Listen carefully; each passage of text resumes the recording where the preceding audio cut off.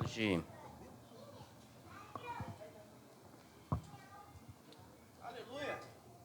é a nossa saída para Madureira. Mas abra sua Bíblia, por favor, no livro de Neemias. Neemias, capítulo de número 2.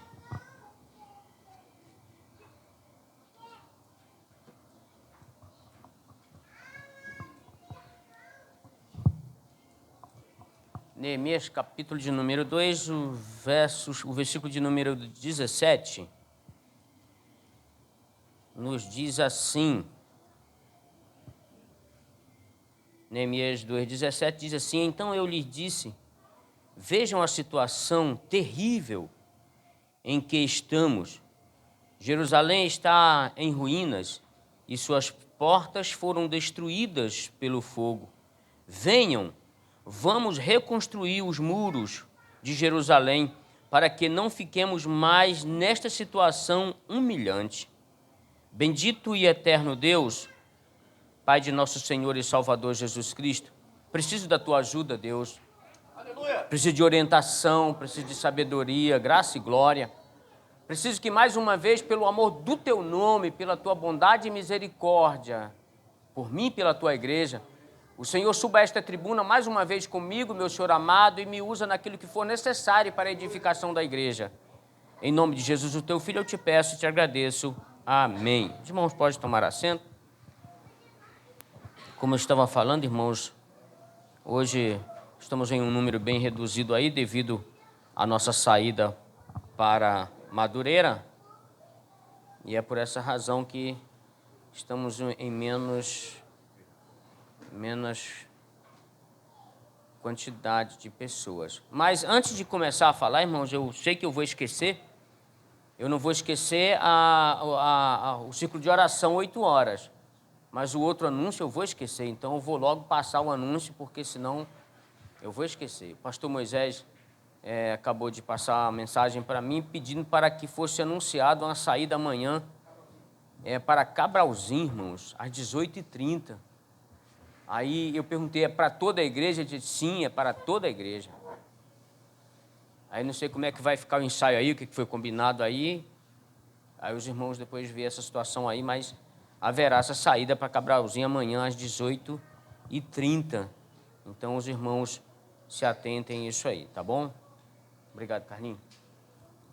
Queridos, eu quero também pedir perdão aos irmãos aí que chegaram aí e a porta da igreja ainda estava fechada, mas mesmo assim as portas foram abertas antes das 18 horas, e eu agradeço os irmãos que nos apoiaram aí na nossa ausência. Sexta-feira eu estive aqui na igreja, participei do culto e saí do culto, fui para casa, depois viajei e saí de lá hoje por volta de umas 2h30. Cheguei em casa, fui tomar um café, esperar o café estar pronto, tomar um café, tomar um banho e vim para a igreja. Por essa razão nós não estivemos aqui no horário de 17h30 para a oração de joelhos. Mas que Deus abençoe os irmãos. E eu estava há 3 anos, irmãos, precisando atender esse convite lá em Maricá. Há 3 anos, irmãos. 3 anos eu sou convidado e sempre digo não, Júlio, pelo compromisso da igreja. Aí conversei com o pastor Moisés e falei assim, não, Antônio, vai lá, atende lá. Chegamos lá, eram umas 11 horas da noite, fomos jantar às 2h20 da manhã, acordamos 8 horas, fomos dormir no sábado 1h da manhã, e quando é 7 horas da manhã, um camarada lá acorda a gente servindo café. Meu Deus do céu, me ajuda, gente. Eu estava com sono, cansado. E o cara é doido, eu entrava gritando nos quartos assim, chamando todo mundo, café, pão. Aí eu falei, Jesus. Eu olhei para ele assim, meu Deus, eu não sei se eu agradeço ou se eu mato, mas tudo bem. Mas, queridos, eu fiz a leitura desse texto nessa noite. porque nós precisamos... Eu vou dar um título a essa mensagem dessa noite, é o desafio da reconstrução. O desafio da reconstrução. Aí eu gostaria que os irmãos prestassem bastante atenção para que nós todos possamos entender a mensagem. Eu não vou fugir do tema, dos textos, para que os irmãos possam entender direitinho. Eu posso até sair de um livro para o outro, que é natural, sabe? Sair de um livro para o outro, capítulos e versículos, é natural, num esboço de uma mensagem, você buscar textos que estejam dentro do assunto para que os irmãos possam compreender a palavra, isso é indiscutível. Mas o desafio da reconstrução, o que é mais fácil é construir ou reconstruir? O que é mais fácil é construir ou reconstruir?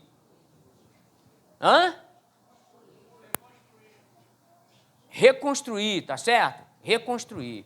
É mais fácil você construir do que reconstruir. Porque quando você vai reconstruir, porque imagina que essa igreja, do jeito que está aqui, imagina que alguém chegou aqui e olhou e falou assim, olha, eu não gostei, eu vou derrubar e vou reconstruir. Imagina, irmãos. Imagina a luta que é destruir isso aqui, derrubar, porque para derrubar tem toda uma técnica para derrubar. Ela tem que vir de cima para baixo. Se você chegar aqui e tentar derrubá-la, ela vai cair em cima de você. Então, é uma técnica violenta, é uma engenharia violenta para derrubar, para depois... Aí, as colunas que estão lá, talvez aqui a 2, 3 metros de profundidade, você tem que arrancar, você leva só para derrubar e deixar o terreno pronto, você leva aqui no mínimo aqui uns 6 meses. Então, é muito difícil você reconstruir, mas construir é muito mais fácil. Então, o que eu quero falar com isso nessa noite? Nós estamos de pé. Quem está de pé aqui? Aí a Bíblia diz o quê? Cuide para que não... Por que ele disse isso? Porque reerguer, se levantar, é muito difícil, irmãos. É muito complicado. Você está de pé, cair... E detalhe, às vezes você cai, você vê pessoas cair... Quer ver uma coisa? O meu amado tem uma certa dificuldade para andar, devido ao problema que teve de saúde. Se cair, é difícil levantar, não é difícil? Porque ele já tem uma dificuldade. Não se preocupe, não, que daqui a pouco a gente desce assim, ó, Júlio. Daqui a pouco eu vou estar assim, ó. E descer devagar. Se descer rápido, a perna não aguenta, cai. Então, escute aqui. O que eu quero dizer para você nesta noite, claro, para mim em primeiro lugar, é para ficar de pé, para não cair, porque se cair é difícil levantar. Então eu coloquei aqui, esse texto aqui, o desafio da reconstrução. O desafio da reconstrução. Aí nós precisamos, para não cairmos, precisamos identificar problemas. Para não cair, precisamos identificar problemas. A nossa forma de andar, a nossa forma de viver, a forma de falar, a forma de conduzir como líderes ou como família, como casamento. É bastante complicado essa parte. Então, nós precisamos compreender isso. E para que a gente possa permanecer de pé, já foi um aviso da palavra, quem está de pé, cuide para que não caia, porque não é fácil se levantar, é muito difícil. Eu sei que muitos aqui conhecem crentes que estão desviados há muitos anos, e você pensa que ele não tem vontade de se levantar? Ele tem vontade de se levantar, mas ele não tem forças, porque se reerguer, se levantar, é muito difícil. Então, vamos lá, irmãos. O desafio da reconstrução. E não sejamos mais uma vergonha. Não sejamos mais uma vergonha. Aí diz assim, ó, então lhe disse, bem vede vós a miséria em que estamos, que Jerusalém está assolada e que as suas portas têm sido queimadas a fogo. Vinde, pois, e reedificamos o muro de Jerusalém, e não sejamos mais uma vergonha. Em outras versões, opróbio, que é a mesma coisa. Olha o que a atitude de Neemias, quando ele olhou, quando ele soube que os muros de Jerusalém estavam destruídos, a cidade destruída, a cidade santa destruída, sem proteção, ele se preocupou para a reconstrução. Ele se preocupou para reconstruir os muros.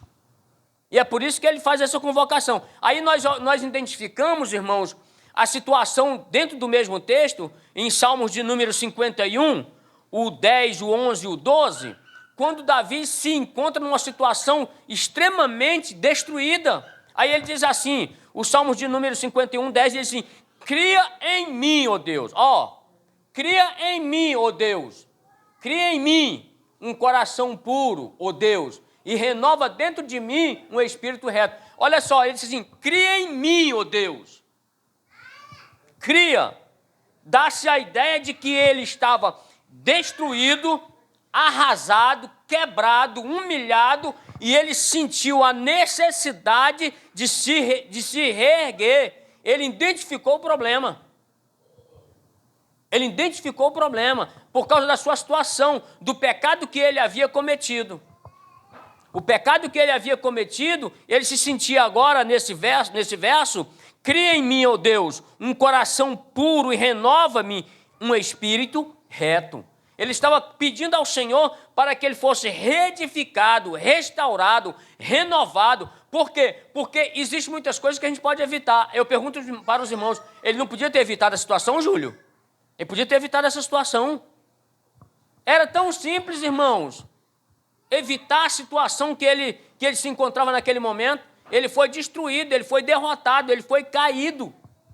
Ele podia ter evitado. Existem coisas que nós precisamos evitar, nós vamos falar aqui daqui a pouco. Existem coisas que nós podemos evitar para não sermos destruídos, porque reconstruir é muito difícil, irmãos. É muito difícil. Você já viu um casamento, irmãos? A gente vai falar, mas está dentro do assunto. Você já viu um casamento que o marido se separou e depois voltou para a esposa? Eu vivi isso. O camarada, o casal, eu fui até padrinho, irmãos. A pessoa era casada, ficou casada por muito tempo e depois se separaram, aí depois resolveram a casar de novo. E eu fui padrinho. Mas viveram separados por muito tempo, muitos anos. Separados, divorciados mesmo. Aí resolveram a se casar de novo. Não deu certo. Não deu certo, casaram e não deu certo, porque é difícil demais. Depois que o camarada separa, vai viver a sua vida, a esposa separa, vai viver a sua vida, aí tem uma outra vida lá fora, aí de repente volta para reconstruir. Aí ela não quer mais obedecer, ele não quer mais obedecer, porque lá fora criou um outro mundo na vida dele, criou outras ideias. Então, para reconstruir é muito difícil. Então, tem coisas que nós precisamos evitar, porque se cairmos nela, não nos levantaremos mais.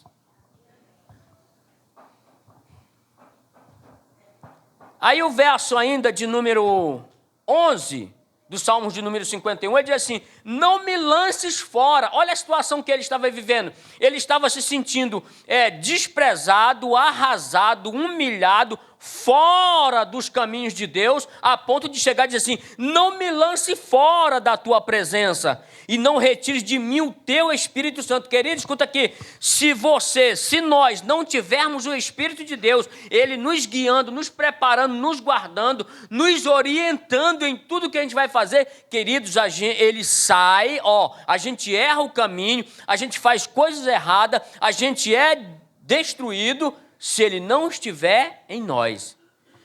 Por isso que de vez em quando o pastor está falando aqui, irmãos, não faça nada sem a orientação de Deus.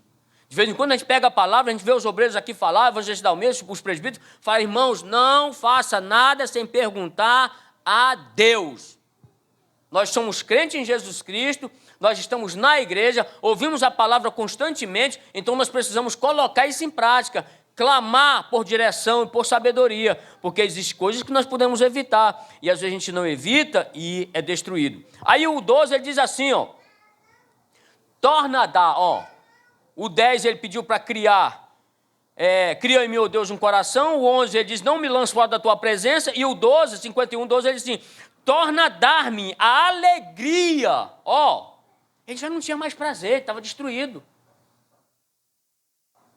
Ele já não tinha mais alegria, por mais que ele... Eu acabei de dar um exemplo de um casamento destruído. Às vezes a pessoa quer voltar, quer reconstruir, traz à memória tudo que já fez, os passeios que fez, as brincadeiras, o que construíram junto, mas às vezes não consegue. Ele diz assim, torna a dar-me a alegria da tua salvação e sustenta-me, ou sustém-me com o espírito voluntário. Queridos, não deixe acontecer na sua vida o que você pode evitar, porque talvez você não tenha mais forças para a reconstrução. Eu conheço um amigo, irmão em Cristo, que às vezes na oração dele ele diz assim, Senhor, não me cobre pelos meus pecados, porque eu não tenho condição de pagar. Às vezes ele está orando e fala, Senhor, não me cobre pelos meus pecados, pois eu não tenho condição de pagar. Às vezes, irmãos, nós entramos num problema que poderíamos evitar e não teremos mais força para nos levantar, para nos erguer. Então nós precisamos andar com o Senhor, no Senhor, para sabermos o que fazemos nessa vida. Porque reerguer, levantar, alguém, por exemplo, a minha casa lá, irmão, minha casa é velha, irmãos. O certo da minha casa era realmente derrubar e refazer, porque a casa é velha. Então você vai pegando e vai tentando arrumar. Você vai tentando, botando estruturas novas e vai gastando muito mais. Se derrubasse, passasse uma máquina e derrubasse, era muito mais fácil. Aí você começa a fazer uma coisa na cozinha, meu irmão, quando vai quebrar, quando vai tirar a janela para botar uma outra janela, a janela é de 1,5 m. Aí quando você começa a quebrar, quebra a parede toda. Aí você tem que refazer a parede. Porque a princípio de tudo não se fez uma coisa ordeira, com o material necessário, com as coisas necessárias, com o projeto necessário. Então, a nossa vida espiritual, irmãos, ela é projetada, ela é edificada, ela é cuidada, ela é orientada pelo Espírito de Deus. Então, você vai fazer uma reforma, irmãos, é muito difícil você reformar. Era como se fosse reedificar. Uma reforma hoje é como se fosse reedificar. Você tem que mudar tudo, você viu que aquilo não está legal, você tem que mudar tudo. Então, na vida espiritual, não é diferente. Nós precisamos entender e saber que se nós estivermos no Senhor, teremos a direção certa. Se não estivermos no Senhor, com certeza, dá errado. Você viu aqui, o pastor já contou isso algumas vezes, de alguém que comprou um carro sem motor, já viu? Todo mundo já ouviu isso de falar aqui. Comprou um carro sem motor. Meu Deus, uma pessoa que compra um carro sem motor, ele está em que direção?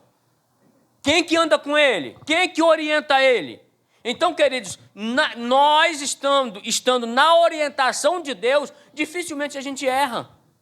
Dificilmente. Nós erramos porque nós somos pecadores, somos falhos, mas no Senhor nós vamos errar muito menos.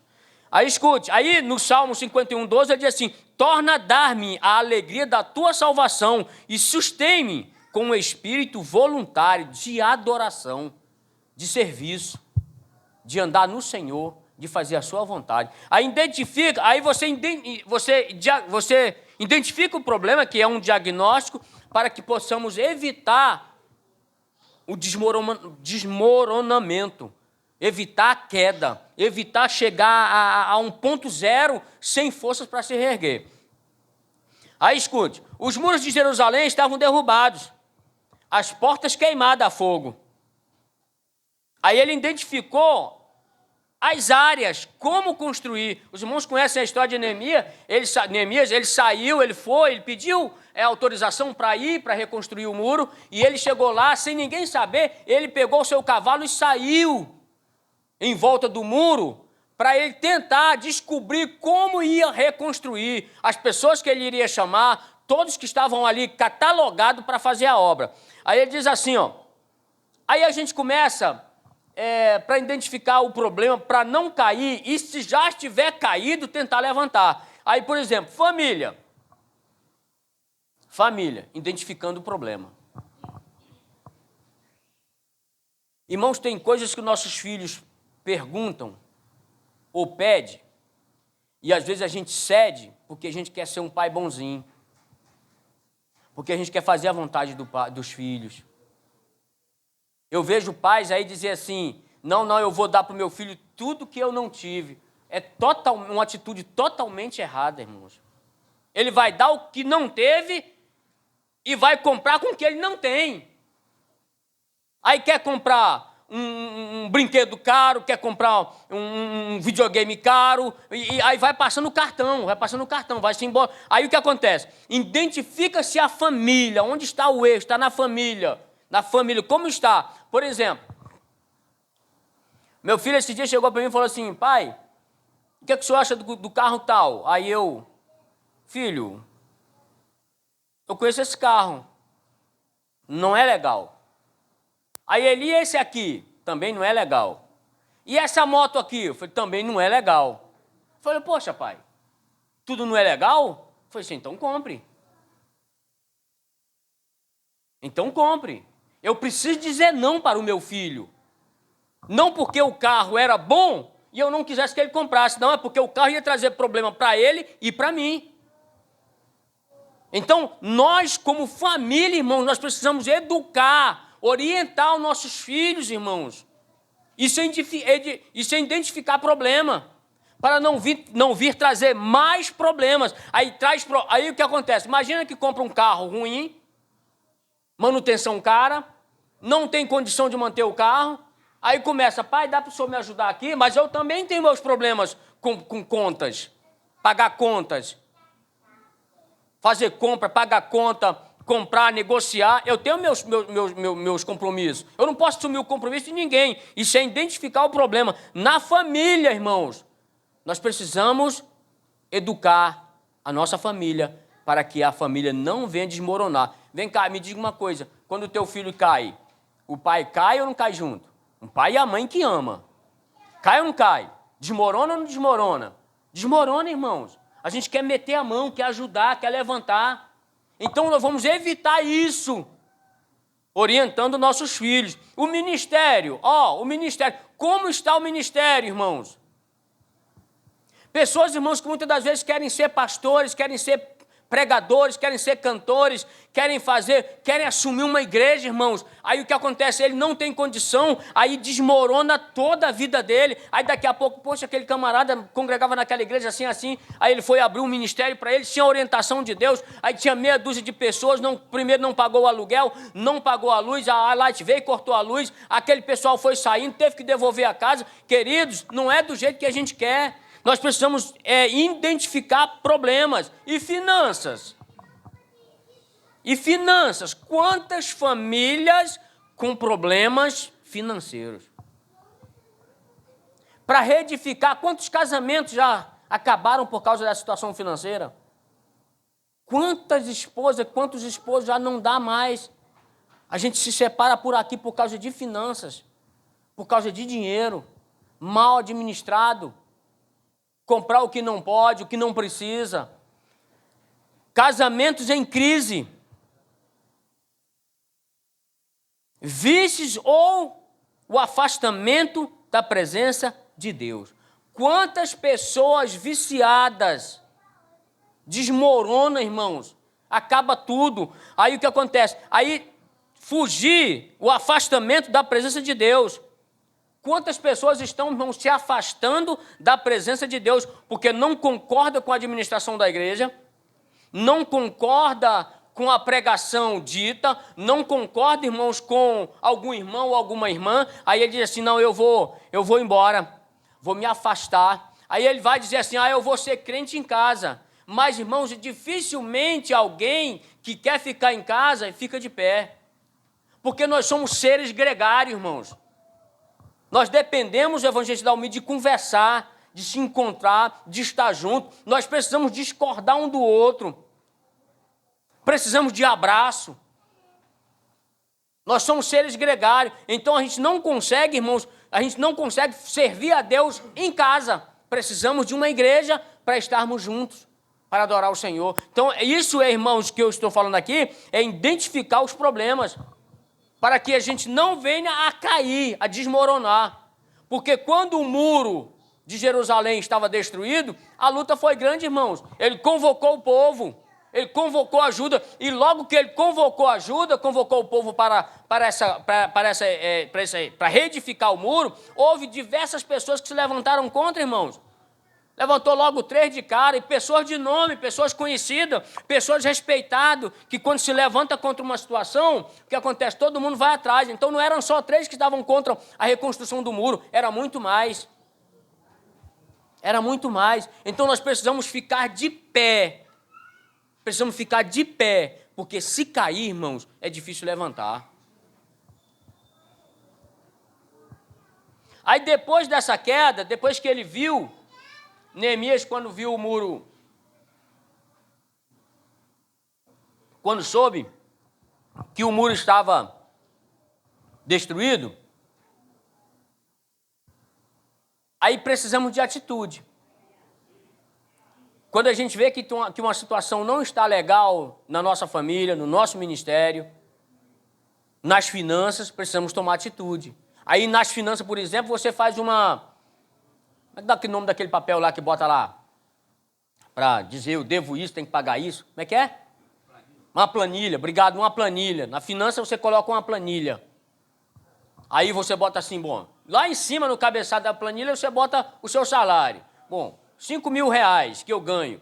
Aí você bota embaixo, luz, água, telefone, televisão, internet, a prestação da geladeira. Você está identificando o problema para você acertar tudo aquilo. Aí na família, quando você está identificando isso, você está identificando a família, está identificando a finança, está identificando o ministério, está identificando todas essas áreas. Então nós precisamos compreender isso. Então chega um momento que nós precisamos sair do comodismo, que quando Neemias identificou, quando Neemias viu sobre essa situação, qual foi a atitude dele? Ele foi servir o café do rei, o vinho do rei. Aí o que acontece? O rei percebeu que ele estava com o semblante triste. Se os irmãos lerem, os irmãos vão entender. Aí o rei olhou para ele e falou assim, olha, tu nunca se apresentou diante de mim com um semblante caído, triste. O que está acontecendo? E ele não podia, irmão, se apresentar ao rei com semblante caído, semblante triste. Ele não podia, ele não devia, porque ele era o copeiro lá e ele era o primeiro a experimentar o vinho, para ver se o vinho não estava envenenado. Diz por aí, batizado, né? Aí o que acontece? Quando o rei, e o rei nem imaginou isso, quando ele viu ele com o semblante caído, ele disse, pô, se está com o semblante caído, será que ele botou alguma coisa aqui no vinho? Será que o coração já pesou? Aí o rei olhou para ele e falou assim, o que está acontecendo? Por que tu está triste? Aí ele disse, eu não posso estar alegre se a cidade do meu antepassado estão destruídas. Estão destruídas, estão caídas. Eu preciso de ajuda. Aí Deus começou a trabalhar. Quando você identifica o problema, quando você identifica a raiz do problema, e você apresenta a Deus, Senhor, a situação está essa, eu preciso consertar assim, assim. Deus começa a orientar. Por isso que nós não podemos sair da presença de Deus. Nós somos crentes em Jesus Cristo. Nós não podemos sair. Aí ele saiu assim, olha. Aí disse assim, saindo do comodismo. Ele estava lá servindo ao rei. Ele agora tem que sair daquele comodismo, ele era bem sucedido. Deus escolhe pessoas que se importam. Neemias se importava. Neemias tinha uma vida confortável no palácio como copeiro do rei, mas chorou e se compadeceu ao ouvir sobre a humilhação do seu povo. Transforme lamento em ação. Ele disse, vinde, pois de reconstruímos. Chega de lamento, irmãos. Nós somos crentes em Jesus Cristo. Tem alguma coisa que você vive em lamento? Ah, Senhor, não consigo. Ah, Senhor, ele não vem, ela não vai, ele não aceita Cristo. Senhor, meu esposo não se rende a ti. Meu filho está nessa situação, está assim assado. Chega de lamento, parte para a ação. Oração, clamor, jejum, leitura da palavra. Esteja diante de Deus sempre que você precisar de um conselho de Deus, de uma orientação, o Senhor vai te orientar. Aí você parte para a ação. A gente fica muito acomodado, irmãos. Quer ver uma prova de que a gente vive acomodado? A gente muitas das vezes coloca aqui um pedido de oração aqui e confia na oração que é feita da tribuna. Mas às vezes não ora pela causa, não ora pelo problema, porque deixou aqui, isso é comodismo. E nós precisamos sair do comodismo e avançar. tomar atitude de crente, tomar atitude de pessoas que foram compradas e lavadas com o sangue de Cristo, tomar atitude de pessoas que pertencem ao Senhor, tomar atitude de pessoas que batem a porta e a porta se abre. Não, eu vou bater aqui a porta pela minha família e Deus vai abrir a porta. Eu vou bater a porta pelas minhas finanças e Deus vai abrir a porta. Eu vou bater a porta aqui para que Deus possa salvar vidas e Deus vai salvar vidas, irmãos. Atitude, precisamos deixar de lamento e avançar. E avançar.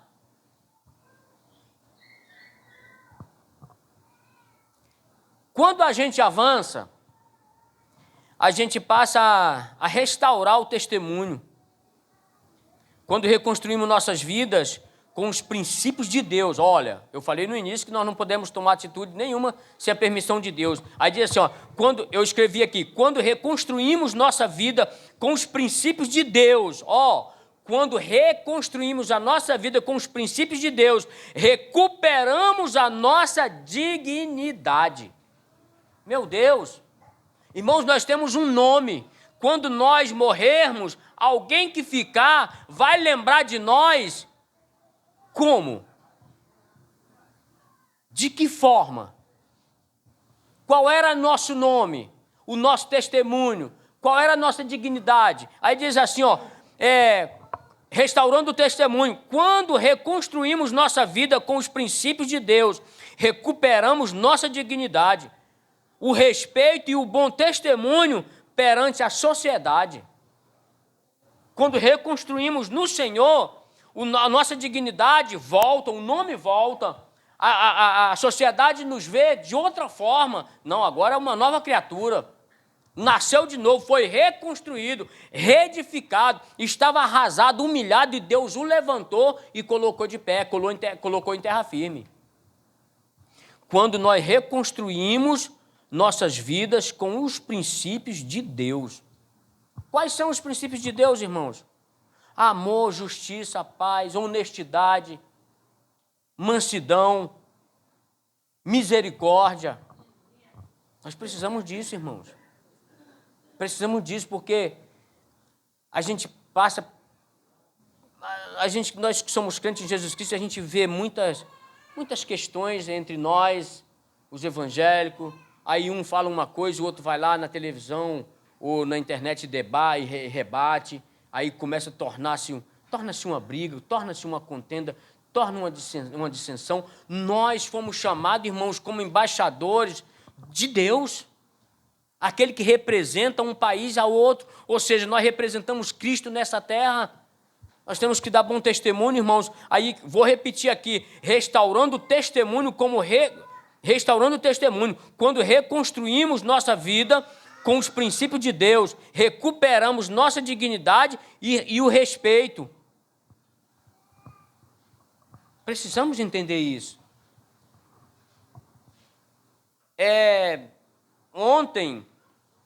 Hoje, antes de estar retornando, eu ouvi algumas pessoas falarem sobre nós, os evangélicos. E a coisa não é boa. A coisa não é boa. O Evangelho, irmãos, o Evangelho foi, e sempre será a palavra de Deus, sempre será as boas novas, mas nós que representamos o Evangelho, qual o testemunho que nós temos dado? Qual o testemunho que nós temos dado? Que nome temos? O que falarão de nós quando morrermos? Qual a memória?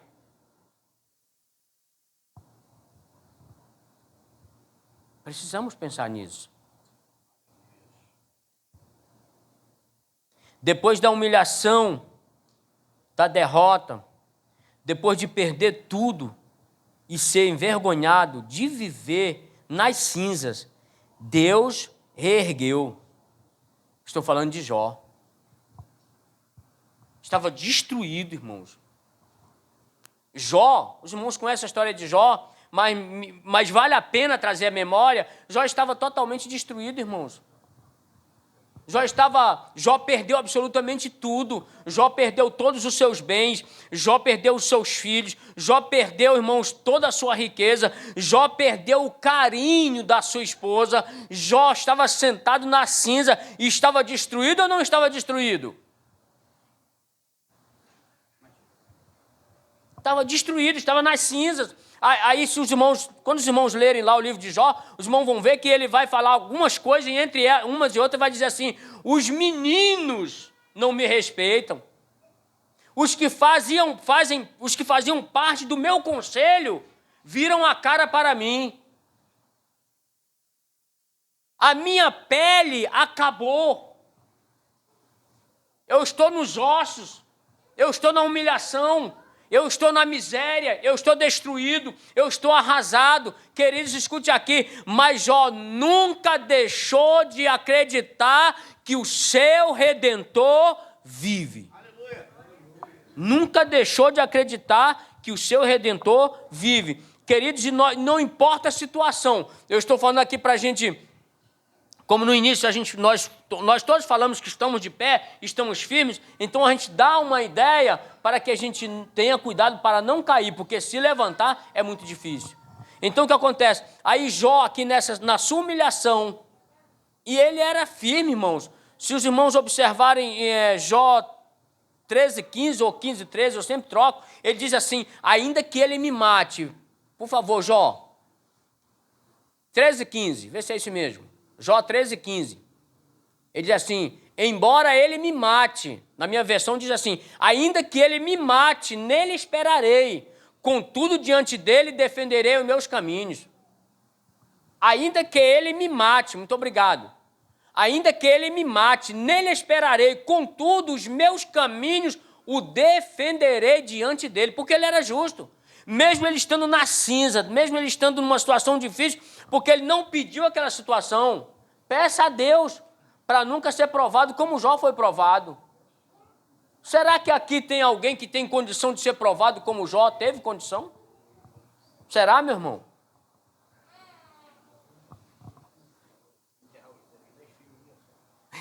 Enterrar os 10 filhos. Os 10 filhos, 10 filhos. Enterrar os 10 filhos, perder tudo, ter uma vida, irmãos, ter uma vida extremamente rica. Na cinza, da humilhação, na miséria, na desgraça, literalmente. Mas ele nunca deixou de acreditar no seu Deus. Nunca deixou de acreditar. Sempre acreditou, sempre esteve ali firme. Não vou arredar o pé, vou ficar firme. Vou ficar firme. Perdeu tudo, tudo, tudo, tudo. Viveu na miséria. E engraçado, irmãos, que ele não estava numa situação para que aquilo acontecesse com ele. Que aí teve uma reunião de Deus com os anjos e também nessa reunião apareceu Satanás. E aí Deus perguntou para Satanás: de onde tu vens? E ele disse assim: eu venho de rodear e passear pela terra. Querido, escute aqui, quando Satanás diz que ele veio de rodear e passear pela terra, dá-se a ideia de que a terra estava entregue nas mãos dele. Porque ninguém passeia ou ninguém rodeia por aquilo que não lhe pertence, que não lhe tem uma autoridade sobre aquela situação, sobre aquela cidade. Ele tinha um acesso livre por toda a terra. O diabo tinha um acesso livre por toda a terra, que ele respondeu para Deus: olha, de onde vens? Ele falou assim: eu venho de rodear a terra e passear por ela.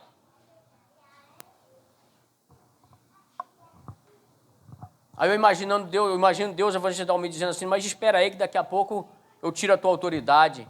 Sabe como foi que Deus tirou a autoridade de Satanás? Enviando o seu filho para morrer na cruz. Aí Jesus Cristo chegou assim: todo o poder foi me dado, nos céus e na terra. Acabou teu reinado, Satanás. Por isso que o pastor fala aqui que o diabo não tem poder nenhum sobre vocês. O diabo não tem poder nenhum sobre vocês. Nenhum sobre vocês. Adoro o Senhor por isso. Porque o diabo não tem poder nenhum sobre a igreja. Sabe por quê? Porque Jesus Cristo morreu pela igreja. morreu por você, você foi entregue nas mãos dele, então você pertence a ele. Então o Satanás agora não tem nenhum poder que supostamente ele teria sobre a humanidade, de entrar em qualquer cidade, de fazer qualquer coisa com qualquer um. Acabou, porque Jesus Cristo morreu pela humanidade. Ele não tem mais autoridade nenhuma sobre isso.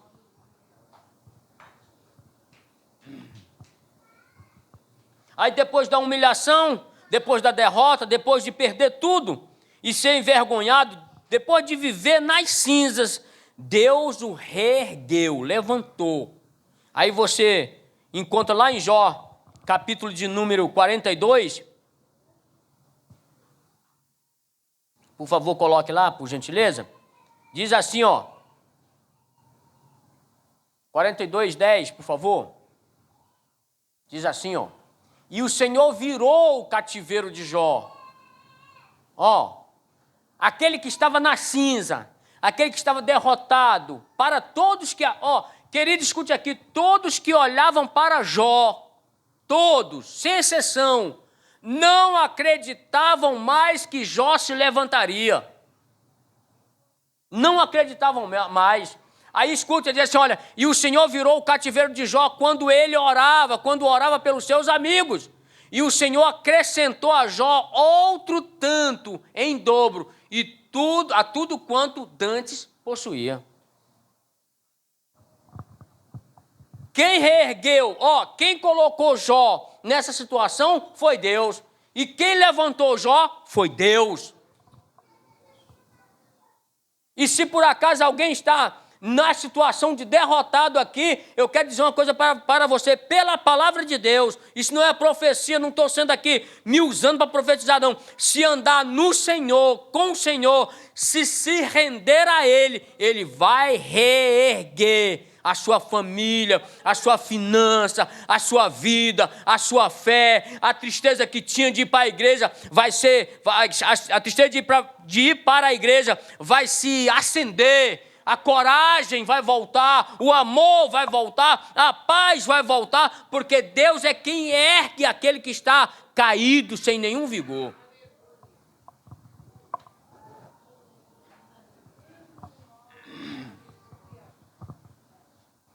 E o 11. Então vieram a ele todos os seus irmãos. Vieram a ele todos os seus irmãos. A outra hora não procurava. Não procuravam ele. Então vieram a ele todos os seus irmãos, e todas as suas irmãs, e todos quanto dante o conheceram. Lê a história que vocês vão, que esses que o conheceram rejeitavam, passavam de largo, não queriam mais conviver com Jó. E comeram com ele pão em sua casa, e se condoeram dele, e o consolaram de todo o mal que o Senhor lhe havia enviado.